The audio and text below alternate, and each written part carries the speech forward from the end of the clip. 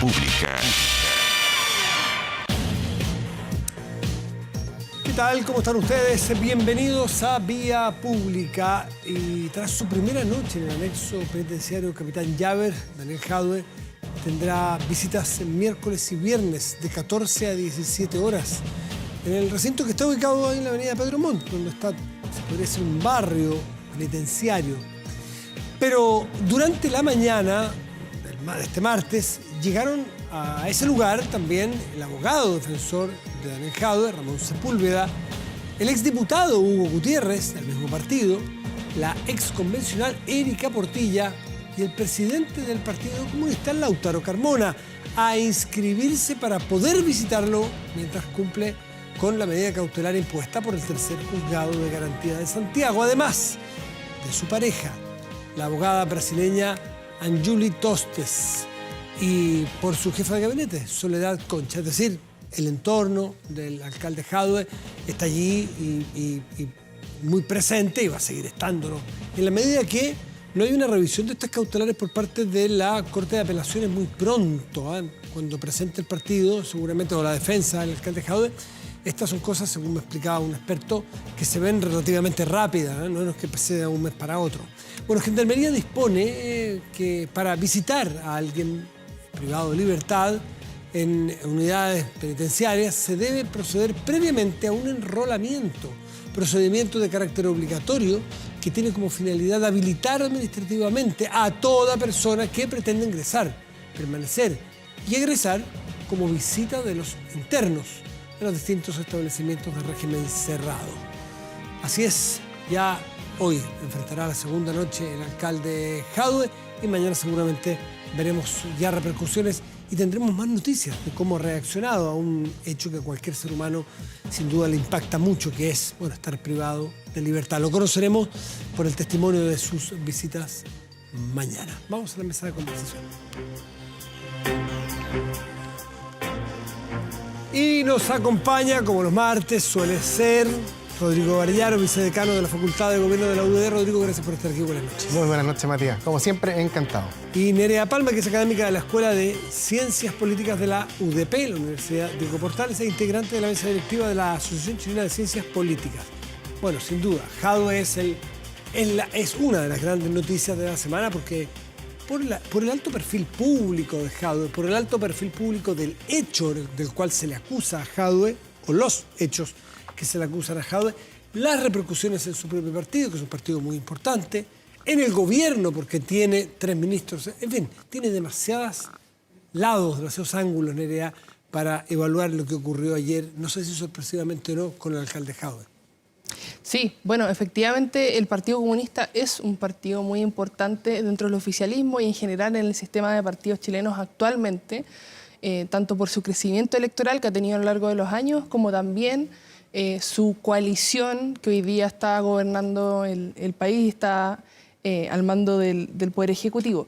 Ahora bien, esta situación evidentemente que complica al oficialismo. Esto tanto por la defensa, digamos, del Partido Comunista a Jadue, que, dicho sea de paso, por supuesto que está en plena libertad el Partido Comunista de apoyar a Jadue. Lo que puede complicar en realidad al oficialismo es tildar esto de algún tipo de persecución política, ¿ya? Y eso ha estado más de la mano con lo que ha dicho el propio Jadue, quizás, que con lo que han dicho, por ejemplo, militantes del Partido Comunista, que puede obviamente tensionar adentro del oficialismo porque en general del socialismo democrático y por supuesto personas que están dentro del Poder Ejecutivo intentan desmarcarse de cualquier, digamos, repaso al sistema judicial en términos negativos y defender la institucionalidad democrática, que por supuesto es lo más importante hoy día, dejar que las instituciones funcionen, porque de lo contrario, si no confiamos en las instituciones, bueno, estamos perdidos en la democracia. ¿Cómo has visto tú las primeras horas, Rodrigo? Yo creo que este ha sido un proceso muy incómodo para el Partido Comunista, un triste aniversario, hoy cumple 122 años del Partido Comunista, para el gobierno, por la disyuntiva que coloca parte importante del PC. Yo creo que hay que distinguir el PC que es más institucional, que forma parte del gobierno, con el PC que no forma parte del gobierno. O sea, las vigilias, las críticas al Poder Judicial, las presiones que han habido, las declaraciones de algunos parlamentarios, como Carmen Gert, que han sido muy duras con el rol de la justicia. Y eso de alguna forma yo creo que tensiona la mirada que tiene el gobierno con respecto a estos hechos.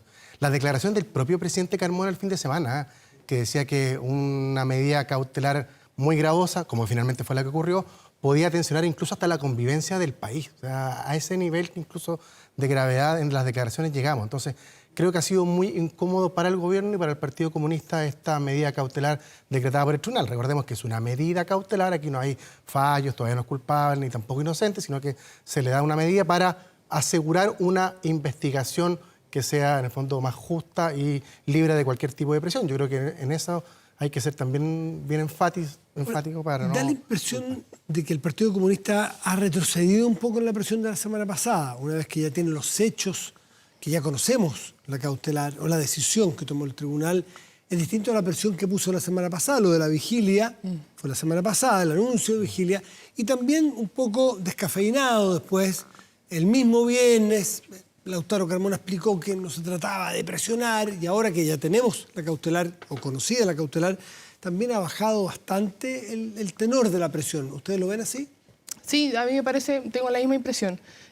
No obstante, es importante que esto no solamente se mantenga en el tiempo, sino que en general no hacer un llamado, obviamente, a dejar de lado a su militante, ex candidato presidencial, una figura muy importante dentro del PC, parte de la cúpula partidaria además, pero que obviamente que los encargados finalmente de determinar si es que hay, por supuesto, delitos o no los hay y qué pruebas hay para demostrarlo, el Poder Judicial y por lo tanto cualquier tipo de manifestación, por supuesto que es válida, pero no en el fondo para presionar al Poder Judicial, porque no solamente porque el Poder Judicial es un poder del Estado que es separado del Ejecutivo y Legislativo, sino que además, como lo decía, si no confiamos en el Poder Judicial y un partido institucionalizado, tan importante como el Partido Comunista hoy en día, que es parte del oficialismo, pues entonces estamos criticando las raíces del funcionamiento de la democracia. A uno inevitablemente se le viene el caso de Donald Trump cuando ve el caso de Daniel Jadwe, por las figuras que son, cada uno en su ámbito y en su manteniendo todas las diferencias que tienen. Unas personalidades fuertes, son muy buenos compañeros, enfrentan juicios, en un caso uno es condenado, en este caso no, en este caso solamente está siendo formalizado e investigado, pero ambos le echan la culpa al empedrado, es decir, que la prensa, que en este caso la derecha, en otro caso el gobierno, que los jueces son aquí o los jueces son allá. Pero en el caso de Trump, aparentemente le ha rendido mucho. Y eso dicen las encuestas. Y eso, y en Estados Unidos más que las encuestas, lo que hay un dato que es incuestionable, que es la recaudación de recursos en campaña. En Estados Unidos, ¿cuánto recaudas? ¿Cuánto te está apoyando la gente? En Chile no existe eso, pero ¿ustedes creen, Rodrigo, que todo lo que está viviendo el alcalde Jadwe lo puede destruir o lo puede encumbrar como una figura realmente competitiva a nivel nacional? De alguna u otra forma, claro, hay una cierta similitud porque son figuras con cierto ímpetu popular. Súper ímpetu, claro. Sí, efectivamente. Pero aquí es muy violento ver a una persona salir esposada de un tribunal, lo que no ha pasado en el caso de Donald Trump. Y además pero está la foto de Donald Trump claro, frente al costado. Sí, efectivamente. El presidente Biden lo trató de delincuente hoy día. Pero aquí tú saliste con la esposa. Yo creo que esa imagen es muy potente.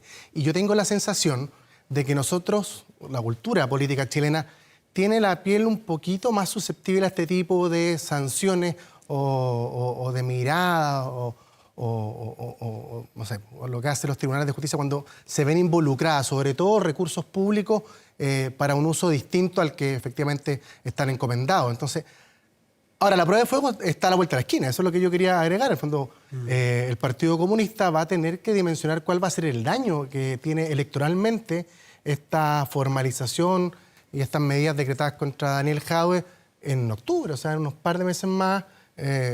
Hay una elección justamente que lo involucra, una elección municipal, donde el candidato que eventualmente lo iba a suceder tiene el mismo apellido que él, claro, es del mismo partido, en una comuna que el Partido Comunista se ha encargado de fortalecerle, construir una especie de imperio. Hoy 5 concejales del Consejo de Recoleta. 5 de 8, 5 de más 8, el alcalde. Exacto. Un alcalde que Son del sacó, Partido Comunista. creo que hoy día estuve viendo las cifras en redondo. La primera elección sacó 20 y tanto, o 30, Jadwe. La segunda 53, la última 60 y algo. ¿Sí? Eso es un No, por candidato eso te digo, súper...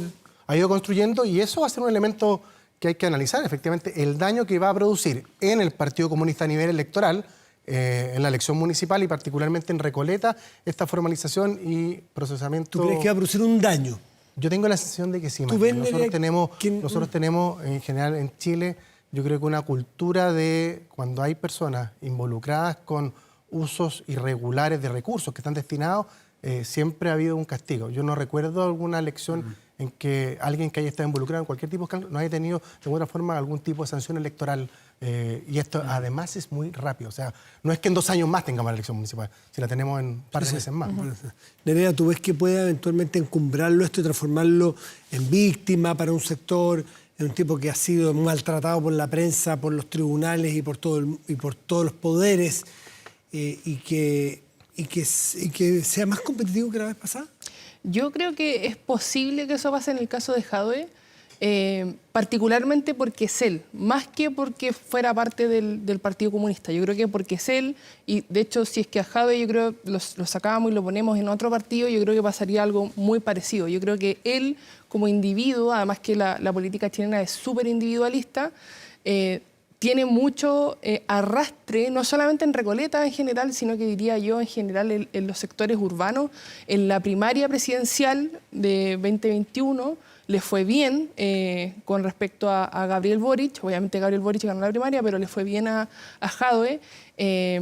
Y con todo este mito detrás de un candidato comunista sería muy difícil que gane, a pesar de eso le fue muy bien en la primaria. Entonces yo creo que es muy, muy probable que pase eso en el caso de Daniel Jadwe. Ahora, lo que sería interesante es si es que el bastión electoral de Jadwe, él es capaz de realmente entregárselo a otro candidato, en este caso, también de apellido Jadwe, que no es pariente. Que no es pariente y que está también compitiendo en las elecciones. Si es que no llega a pasar eso, nosotros podríamos pensar que en realidad el apoyo que tenía el alcalde Jadwe era el alcalde Jadwe como individuo separado de su partido, y si no, y de lo contrario, podríamos pensar que en realidad el Partido Comunista ha hecho un trabajo territorial bastante importante en la comuna. ¿Hay algo inédito en el Partido Comunista, que es ver esta, no voy a decir fractura, pero sí algunas... Se ve, es como cuando uno ve una muralla que está un poco craquelada, que hay unas fisuras. No sé, el que no hayan ido al aniversario del Partido Comunista los ministros comunistas, el que no hayan firmado todos los diputados la carta de la bancada de diputados comunistas en apoyo a Jadwe, son pequeñas cosas que en muchos partidos es normal y corriente, pero en el Partido Comunista no era normal y corriente. En el Partido Comunista uno ve una cosa vertical. Y eso se está rompiendo. Hay un cambio cultural. Hoy día Eugenio Tironi se lo escuchaba decir que hay una parte que está tendiendo al eurocomunismo, o sea, que hay matices en el Partido Comunista. Sería una gran novedad. Hay una elección en ciernes. Acuérdense que Tellier, una vez muerto, queda Lautaro Carmona de manera transitoria. Tiene que haber una elección. No sabemos si es Barraza, si el diputado Núñez, si Lautaro Carmona. Eso tensiona las cosas. Sí. Yo he podido percibir, y no solamente en este hito, sino que tú bien lo señalas después del fallecimiento de Guillermo Tellier, una mirada distinta a ciertas políticas públicas y a la mirada también de la vinculación del Partido Comunista con otros países, con la dictadura Maduro, etcétera, entre generaciones más nuevas y generaciones más, entre comillas, más viejas. Yo creo que hay una generación distinta, liderada particularmente por la ministra vocera de Gobierno, Camila Vallejo.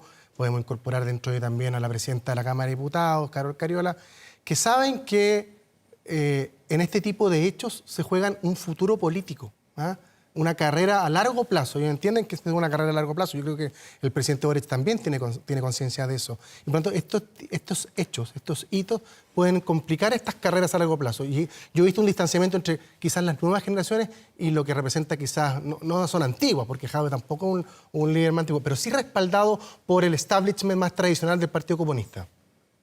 Sí, yo también veo esa, digamos, diferencia, para no decir exactamente. Antes, si no estabas a favor de la línea o no comulgabas de manera ortodoxa con la línea del partido, te tenías que salir del eras partido. parte del partido. Claro. Ahora sí se permiten disensos aparentemente en el partido. Y además porque hay figuras que son jóvenes, pero yo también agregaría otra capa que está también compuesta y liderada por mujeres, que también viene a diferencia en general de la cúpula partidaria del Partido Comunista, que han ganado su espacio propio. No necesariamente gracias al partido, que obviamente respalda a Camila Vallejos, que obviamente respalda a Carol Cariola, pero por su propio peso mérito propio. han ganado su espacio, y yo creo que eso también le da de alguna manera velocidad a las carreras políticas de ellas, y también tener peso en la mesa para decir, bueno, nosotros somos parte del Partido Comunista, pero de alguna u otra manera vamos a seguir este camino que no es necesariamente paralelo, pero es diferente. No puedo dejar de preguntarles qué sintieron, más que sintieron en lo personal, qué sintieron que podía pasar políticamente y por qué creen que lo hizo el presidente de sorpresivamente anunciar proyecto de ley para aborto general, para legalizar el aborto. ¿Por qué lo hace? Porque las encuestas dicen, algunas que hemos visto públicamente todos, que no es que arrase esto en la gente, más bien tiene una baja atracción en la sociedad el tema del aborto. No es la eutanasia, que tiene mucho más alto. O sea, no es un tema tan oreja, por decirlo de una manera vulgar, ¿no? ¿Por qué lo hace el presidente? ¿Por qué lo hace ahora, Nerea? Sí, bueno, esa es, yo creo que la pregunta que más o menos todos tuvimos el fin de semana, el lunes, pero yo creo que hay que pensar lo siguiente. Si pensamos en la cuenta pública del año pasado, el año pasado la cuenta pública estuvo marcado no solamente por un giro en las prioridades del gobierno, sobre todo en seguridad, sino que además había una discusión respecto de esta abrumadora mayoría que sacó el Partido Republicano en mayo en el Consejo Constitucional, y como algunas voces dijeron hay que tirar el programa del gobierno a la basura, ¿ya? Entonces esa fue la cuenta pública del año pasado. Este año, sin embargo, si bien evidentemente que crecimiento económico y seguridad fueron parte fundamental y toda la primera parte de la cuenta pública, creo que hay una vuelta a los inicios y los cimientos de, en general, el Frente Amplio y en general la coalición Apruebo Dignidad, a una vuelta a las convicciones políticas que no es necesariamente en mi apreciación es que se hayan dejado de lado, es que pasaron a segundo plano. No eran prioritarias en el momento en que en general se estaban discutiendo temáticas más importantes en ese minuto como seguridad. Entonces, desde ese punto de vista yo creo que tiene que ver con convicciones, pero también creo que tiene que ver con ciclo electoral, número uno, y por supuesto, número dos, complicar a la oposición, porque ahora es cuando, por ejemplo, nos podemos preguntar si de verdad tenemos una derecha liberal, no solamente en lo económico, sino también, por ejemplo, en temáticas de salud pública, que es en el caso del aborto. Fíjate, yo creo que más que nadie el presidente tiene conciencia de que parte importante, por no decir casi todo, de su electorado que lo llevó a pasar a la segunda vuelta presidencial, tiene un cierto grado de decepción con el gobierno. No han habido reformas constitucionales, no hubo, se acabó. No se acabó el sistema privado de salud, de hecho se salvó. Se firmó el tratado... Se salvó con una ley del gobierno. Exacto. Una ley corta impulsada por el Fue gobierno. el gobierno. Se firmó el TTP-11, que de hecho varios personeros que actualmente están en el gobierno estaban con una polera. Se firmó un tratado para extraer el litio con SQM, o sea, con una empresa que incluso tenía una carga ideológica con respecto... Por tanto, él sabe, mejor que nadie, porque lo debe más sentir profundamente, que su electorado tiene un grado de decepción. Y yo tengo la sensación de que el presidente, en la cuenta pública, además de hacer un balance, que es lo que corresponde constitucionalmente, también apostó al ciclo electoral que se avecina en octubre. Y en el fondo, llevar a mantener un electorado que está disconforme a volver a reencantarse. Y en esa lógica, estas propuestas que tienen una carga ideológica, y puede también decirse con cierta moral, puede ser cuestionable, hace un guiño a ese electorado y lo fortalece y lo moviliza pensando que el resultado de octubre puede condicionar mucho la subsistencia de su coalición, de su sector y eventualmente... Es un nuevo partido, se están formando un partido te digo, nuevo. profundizarse para adelante. Yo creo que él tiene conciencia de la importancia de la vuelta a la esquina y yo creo que de alguna otra forma él nos anunció en la cuenta pública que se inicia el proceso electoral, la campaña electoral, y que él va a tener un rol relevante, una especie como de jefe de campaña en la sombra. Pero a lo mejor voy a rezar mucho el rizo, pero si es que las reformas importantes, por ejemplo la de pensiones, ¿no es cierto?, que está bien dada vuelta, bien estirada, bien discutida y da la impresión de que el gobierno no tiene los votos, tiene que ceder. Y algunos dicen, momentum, la derecha, ok, si no sucede, no hay reforma, y si es que las encuestas tienen razón, va a ganar la derecha, la oposición, Evelyn Matei, y se va a abrir nuevamente 4 años de discusión. Entonces, ¿qué puede ser el cálculo del gobierno hoy día? Decir, juguémonos firme con nuestros temas, porque la derecha también tiene incentivo, no, o sea, no nos asustemos a poner nuestros temas para no perder la reforma de pensiones, porque a la oposición, a la derecha, también le interesa sacar las pensiones ahora. Y por lo que me han contado en conversaciones, está bastante cerca de anunciarse un acuerdo. Está bastante más cerca de lo que se dice. Sí. ¿Será eso que el gobierno dice, demos la pelea, la podemos ganar porque tenemos cómo ganarla, o llegar a acuerdo, eso es ganar para todas las partes, pero nuestras convicciones no las entreguemos, porque si no, ¿qué le mostramos a la gente después? ¿Ustedes sienten que puede haber algo de eso? Sí, yo sin duda creo que hay algo de eso importante, sí, porque además, dentro de las cosas que hemos discutido, es que en general las propuestas de seguridad hoy día del gobierno son súper parecidas, por no decir iguales, a las de la oposición en general. Entonces, electoralmente, ¿cómo te distancias? Y en segundo lugar, ¿cómo el electorado va a saber que en general el oficialismo sigue hoy día con las mismas convicciones con las que enfrentó la campaña presidencial número 1, que eso es un tono de la primera y la segunda vuelta, hay grandes diferencias, y después, obviamente, después del plebiscito de salida de 2022, que también fue un cambio bastante importante. Entonces, me parece a mí que en general es importante que el oficialismo se preocupe de su identidad. Su identidad es la que posiblemente le puede llevar a subir electoralmente, si es que por supuesto tiene raíces eso en la sociedad, de eso se trata supuestamente los partidos políticos. Y en tercer lugar, dejar, ¿cierto?, de mirar solamente las encuestas como, bueno, si es que esto es popular, tenemos que hacer algo al respecto, sino que además convicciones programáticas, porque de lo contrario no hay ninguna manera en que coaliciones sobrevivan si es que programáticamente no están alineadas. Entonces, desde ese punto de vista, para el gobierno no puede ser una opción ceder en la reforma de pensiones a que se apruebe algún acuerdo, y por otro lugar tampoco ceder a sus convicciones, porque en temáticas de seguridad no hay diferencia. No hay que demostrarse tan ansioso, puede ser. ¿Saben qué? No soltemos todas nuestras convicciones. Las más profundas, mantengámoslas, porque si demostramos ansiedad por pasar alguna reforma, si a nosotros también les interesa pasar la reforma, no solo a nosotros. ¿Ves algo de eso, Rodrigo? Sí, de todas maneras. Ahora, yo creo que el énfasis va a estar en estas otras medidas anunciadas, en los imposibles, como lo trato de decir yo. ¿Por qué? Porque son medidas que finalmente no tienen un arraigo ciudadano tan profundo. En el tema de pensiones, la gran mayoría de los ciudadanos quiere que el 6%, o sea, los ciudadanos están más cerca de la oposición en el tema de pensiones que del gobierno. No así en el tema, por ejemplo, del aborto, de la eutanasia. Por ahí está mucho más fragmentada la opinión ciudadana y está mucho más radicada en la votación del 30%, que ha sido muy leal con el presidente, si no lo ha abandonado durante estos 3 años. Pese a todos los, en fondo, decepciones que indiqué yo anteriormente, sigue fiel al gobierno. Y en un sistema electoral de carácter proporcional, mantener un 30% o subir un poquito más tiene mucho crédito y premio en el Congreso después. Entonces, independiente de que no gane la elección presidencial, puede tener la representación de un 40 o 40 y tanto por ciento dentro del Congreso, lo que le da un principio de subsistencia importante para el próximo gobierno. Y por último, el tema del aborto, ¿puede meter una cuña en la derecha? Porque Evelyn Matei es claramente partidaria, por ejemplo, de la interrupción del embarazo tres causales. No ha dicho, no sé si ha dicho algo en particular sobre esta iniciativa que el presidente anunció, pero es del sector liberal, Evelyn Matei. El Partido Republicano la puede tener en bandeja para darle duro a Evelyn Matei eventualmente. Los republicanos, algunos de ellos se pararon, otros días se fueron, ¿no? Sí. No eran solo republicanos, pero había de otros partidos también. ¿Puede lograr meter una cuña y dividir en este ambiente electoral el anuncio del aborto en la derecha? Yo creo que sí. De hecho, la derecha ha tenido complicaciones para llegar a acuerdos, por ejemplo, en las elecciones municipales.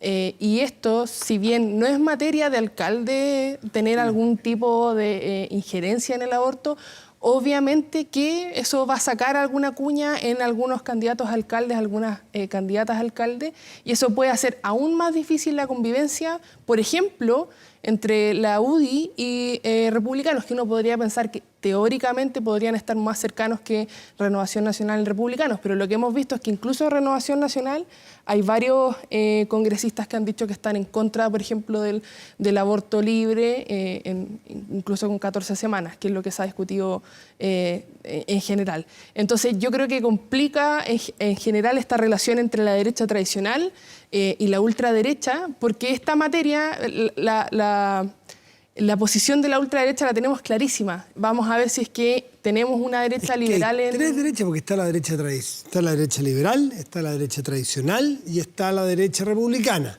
Sí, sabemos la republicana, sabemos dónde están. Eso sí lo sabemos. Y los conservadores, la conservadora tradicional también uno no sabe, la vieja guardia. Yo creo que es un tema que va a tensionar la relación o la convivencia en la derecha, efectivamente. Y esa es la apuesta, yo creo, que el presidente. Estos son temas que polarizan la sociedad. Pero ojo, que también lo polariza él también. O sea, hemos escuchado declaraciones del Partido Demócrata Cristiano que salieron muy... Pero hoy día...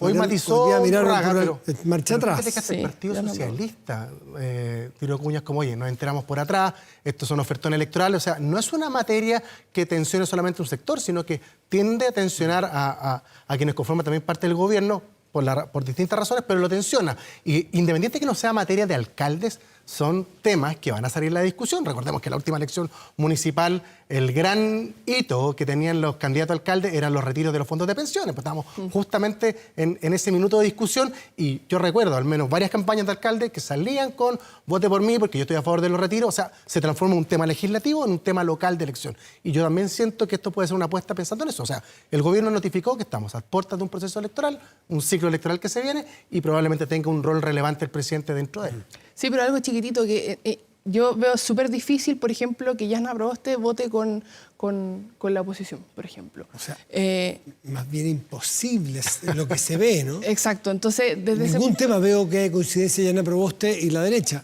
ninguno. Hoy parte de la DC votó con la oposición en la modificación de la ley Zamudio, anunciando que se siente disconformidad, por si acaso. Sí, eso es verdad, pero...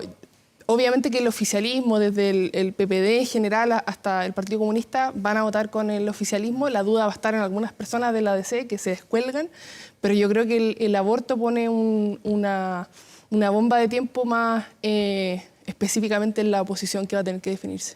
Muchos temas, pues Rodrigo Nerea, Rodrigo Arellano, que es vicedecano de la Facultad de Gobierno de la UDD, y Nerea Palma, de la Escuela de Ciencias Políticas de la UDP.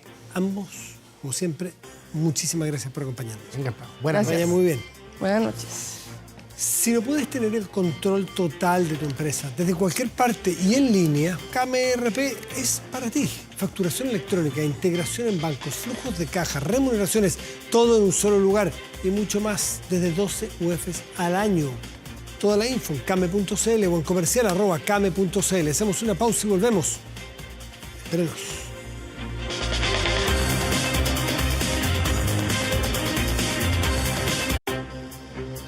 Aumenta la delincuencia, no grave robos, evítelos con Tepillé, empresa líder en seguridad preventiva con monitoreo de cámaras de seguridad y audiodisuasivo en tiempo real. Tepillé protege 24/7 su empresa y también su hogar.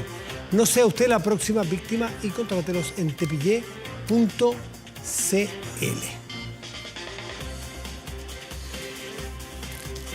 El ciber, o el ciber, o los cyber, se quedaron en nuestra cultura hace un rato, no eran de nuestra cultura. No sé, ahí nos va a decir nuestra invitada que es especialista desde cuándo están, cómo han evolucionado, pero que se quedaron y que ya forman parte de nuestra... Incluso muchas personas, irrazonablemente, agendan. Si necesitan comprar algo, bueno, si ya viene un cyber, esperemos unos días. Y bueno, y las marcas también hacen proyectos propios o proyectos especiales para estos días. 3, 4 y 5, o sea, lunes, ayer, martes, hoy, miércoles, mañana, este cyber que aparentemente le está yendo muy bien. Pero preguntémoselo a Yerka Jukic, que es directora ejecutiva de e-commerce de la Cámara de Comercio de Santiago. Yerka, muchísimas gracias, como siempre. Muchas gracias por la invitación. Bueno, partamos por esto más cultural. Ustedes sienten en la Cámara que ya estos son hitos 2 veces al año, ¿no? Solamente 2 veces al año. 2 veces al año. Uno primer semestre y otro segundo semestre. Desde el punto de vista de la demanda, del comportamiento de la gente, ¿ustedes han medido cuán asentado está en nuestra cultura de consumo ya? Absolutamente. Piensa que esto se creó hace 10, 11 años, emulando lo que estaba pasando en Estados Unidos en noviembre con los Cyber Monday. Y después, justamente a raíz de que uno al año se hacía muy poco y los consumidores pedían cuándo va a venir otro cyber, tenemos dos, uno el primer semestre y otro el segundo. Y está muy internalizado, o sea, la gente ya sabe más o menos las fechas en que se va a producir y lo que tú decías hace un rato cuando estabas nombrando todo esto, esperan y sobre todo si pensamos en viajes o en alguna compra de mayor envergadura en costo, esperan a comprar con descuento. En cuanto a la respuesta tecnológica, ¿cómo hemos mejorado? No, eso es súper relevante y da orgullo porque yo ya llevo 10 años en la Cámara de Comercio de Santiago y resulta que hace 10 años, a las 0 horas, cuando partía un cyber, la mayoría de los sitios se caían o todos tenían colas de espera. Y la verdad es que hemos hecho un esfuerzo súper importante como Cámara para ir educando a nuestros socios y por otro lado los socios adoptando las medidas. Me acuerdo para un cyber hace unos años atrás, cuando participó por primera vez una inmobiliaria y el gerente de e-commerce de esa inmobiliaria nos decía, ya, ¿qué más tengo que hacer para estar bien? Y cumplieron todo y el día lunes nos llamaron y nos daban todas las indicaciones de cómo lo habían hecho y nos habían hecho caso para cumplir bien. Y eso es súper importante. Nosotros hacemos talleres con todas las marcas, sobre todo con las que participan por primera vez, de manera de que tengan un cyber exitoso. A nosotros nos importa que les vaya bien, pero para que les vaya bien tienen que hacer caso. Y la respuesta de la logística y la entrega, porque en general está bastante maduro el e-commerce en Chile, las tasas de respuesta con los productos.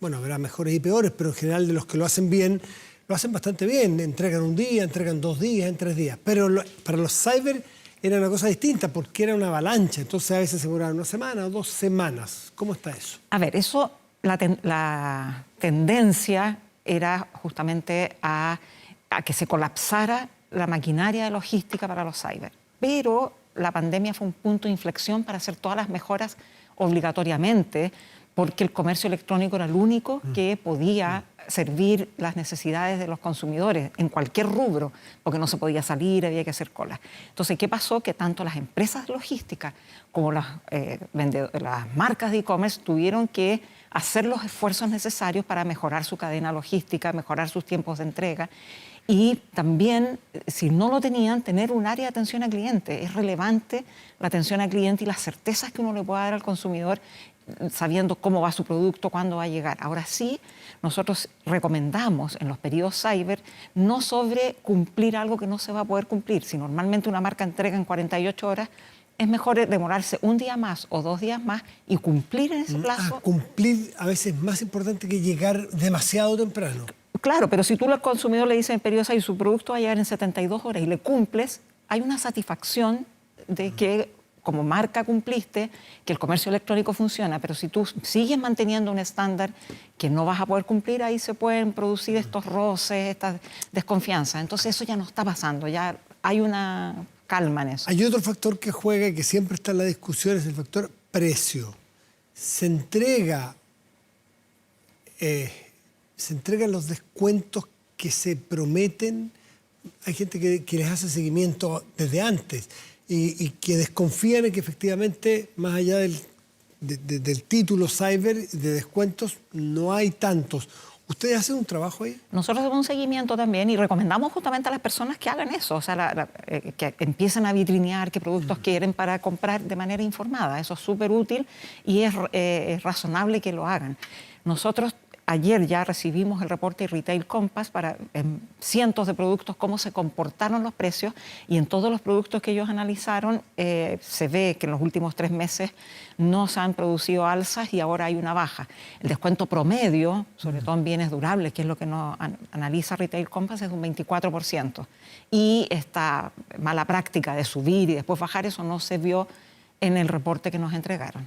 Ya. O sea, y en general, ¿cómo viene comportándose a lo largo del tiempo lo de las rebajas? ¿Han ido creciendo, o está dentro de lo esperado siempre, más no se puede? En general está dentro de lo esperado, pero además las marcas, sobre todo en el periodo como este en que estaba el comercio en general, estaba un poquito deprimido, han hecho un esfuerzo importante y hay productos que están hasta con 70% de descuento ahora. porque también se juega la credibilidad de las marcas, entonces se preocupan. Nosotros siempre les decimos, nosotros como cámara no les podemos decir qué descuento tienen que hacer, pero sí que sea un descuento y una oferta realista y que el consumidor sienta que está comprando un buen precio. Y eso se ha notado en este cyber, o sea, hay algunas marcas incluso que están haciendo descuentos flash a ciertas horas del día. No sé, a las 5 de la tarde, X producto con un porcentaje adicional. Y un número determinado y limitado de... Exactamente. Y eso es bueno porque va generando interés en volver a esa marca o en seguir visitando los sitios. ¿Y tiene efecto culatazo el cyber? El efecto culatazo es dicen que la escopeta cuando se dispara pega hacia atrás. Es decir, que la demanda se caiga una semana antes, o sea, que haga un efecto contrario porque haya mucha gente esperando. Dependiendo, en algunos rubros podría pasar, pensando que nos han mencionado ellos, por ejemplo, en viajes, que de repente podría la gente estar esperándose. Pero en general hay ciertos, los productos de consumo masivo hay que comprarlos, ¿no? Sí, hay algunos que entonces ahí no se produce eso. Ya, perfecto. ¿Qué se espera para adelante? ¿En qué cosas podemos ver más cambios? No sé si en diversidad de productos, en oferta, en precio, en mejores tecnologías, ¿qué? A ver, yo creo que por un lado nosotros creemos que puede haber más cambios en las mejoras de los productos, que se puedan poner otros productos a disposición en el cyber. Y ya hemos visto cómo se introdujeron automóviles, accesorios de automóviles, inmobiliarias, que antes no existían. Entonces hay que estar explorando de hecho ya nos han estado visitando algunos interesados en participar en un próximo cyber con algo especial y tenemos que evaluarlo primero como cámara, ver si es factible antes de lanzarlo. ¿Por ejemplo?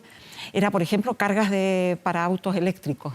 Entonces, pero ahí vender tenemos que cargas. Vender cargas. Entonces ahí algo inmaterial. Es algo inmaterial, entonces tenemos que evaluarlo.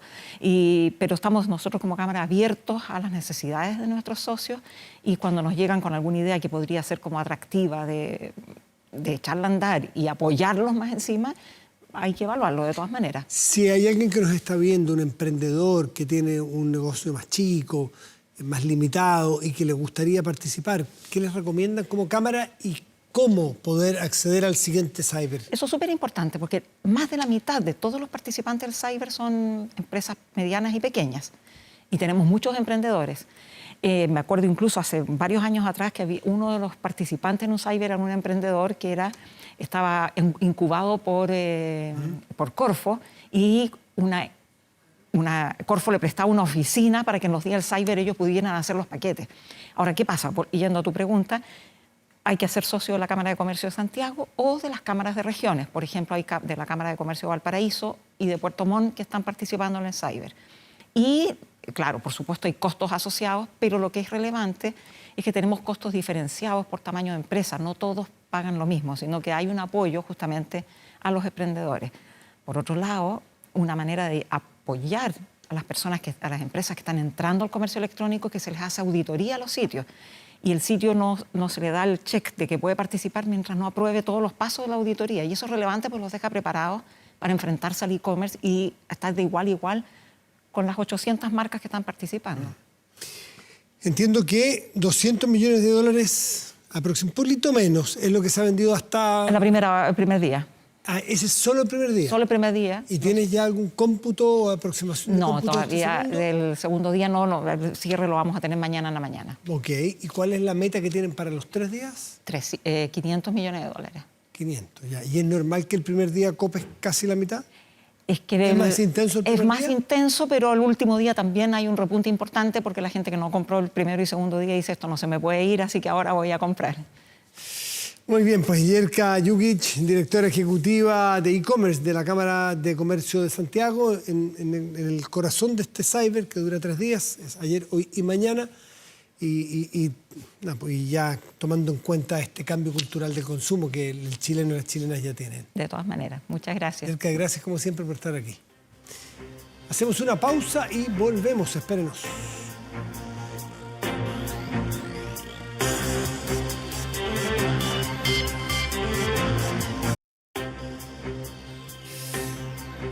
Estamos de vuelta en Vía Pública, revisamos nuestro